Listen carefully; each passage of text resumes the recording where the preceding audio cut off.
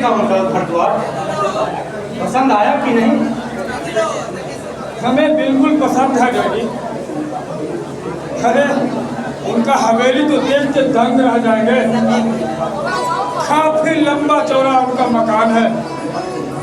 पूजा दोहा राज करेगी, राज। मैंने तुम्हें पहले ही कहा था विकल, इस इलाके में नागराज के अतिरिक्त कोई अमीर है तो वो है नागेश्वर जी। लगता है अब दोनों हवेली की दूरी कम होने वाली है।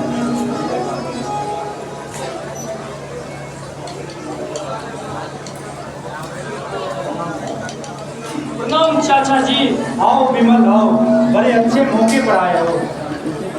जरा तुमसे भी राय ले लूं। कौन सी राय चाचा जी? पूजा की शादी के विषय में सोच रहा था। प्रतापपुर के जमींदार का लड़का है अमर, उसके लिए कैसा रहेगा? सोचा तुमसे भी राय ले लूं, क्योंकि तुम भी तो उसके भाई हो। मैं आपसे इसी संबंध में बातें करने आया हूँ चाचा जी। क्या करना चाहते हो विकल? पूजा की शादी को मत कीजिए चाचा जी। क्यों? तुम कौन होते हो उसका विरोध करने वाले?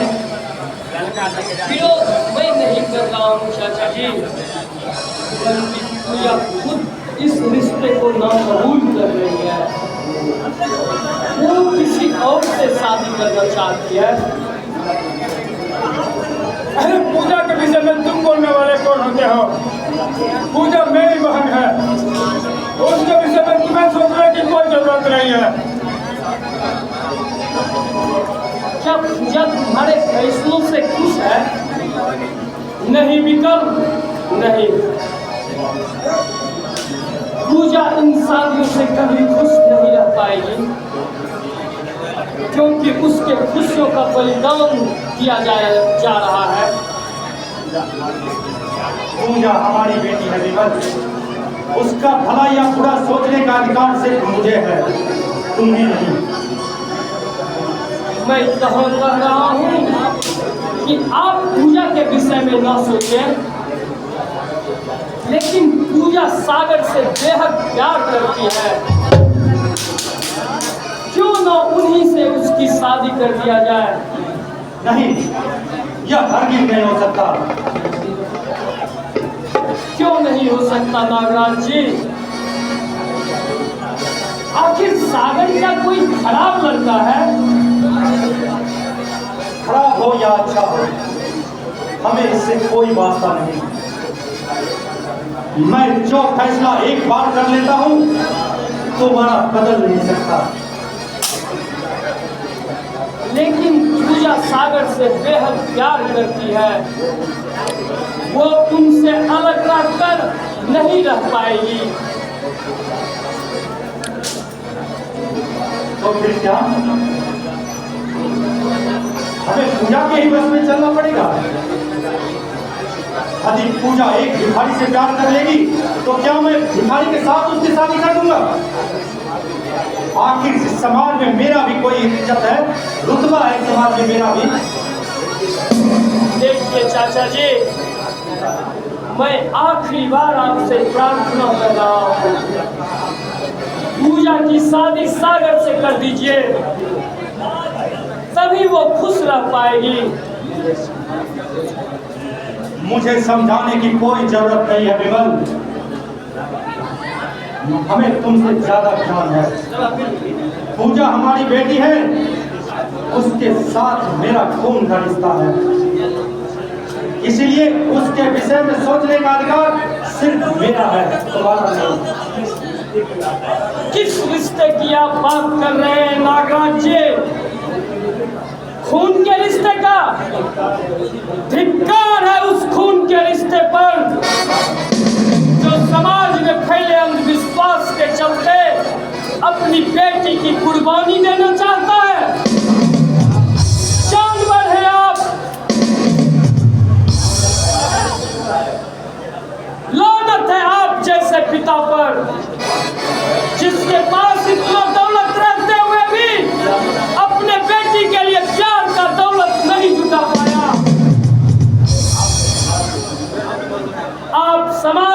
दुश्मन है, दुश्मन।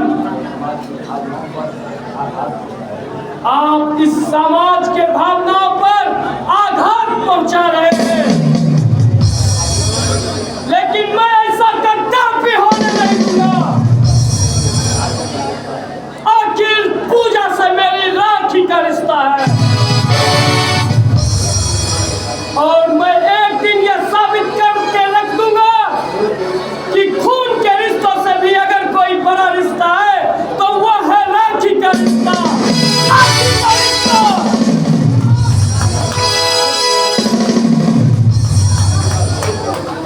चुप रहो विमल, राखी की दुहाई मत दो।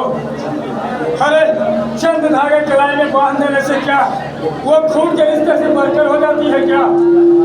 पूजा मेरी बहन है, तुम्हें पूजा के विषय में सोचने का कोई अधिकार नहीं है। मत कहो उसे बहन विकल, तुमने तो राखी को भी कलंकित कर दिया है। याद करो उस दिन को जब तुमने पूजा से राखी बनवाई थी और उसे खुश रहने के लिए दुआएं किया था। आखिर आज कहाँ गया वो कसमें? सब भूल गए? आखिर किस मुंह से तुम उसे बांध करते हो?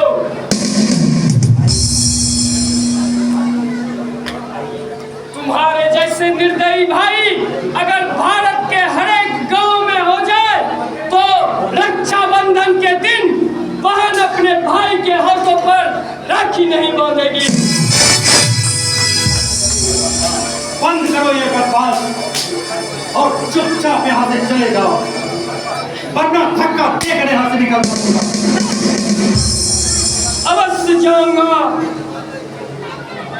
लेकिन जाने से पहले इतना कह रहा हूं कि अब भी समय है, अपना फैसला बदल दीजिए, वरना समाज में सर उठाने की जरूरत नहीं कर पाएंगे।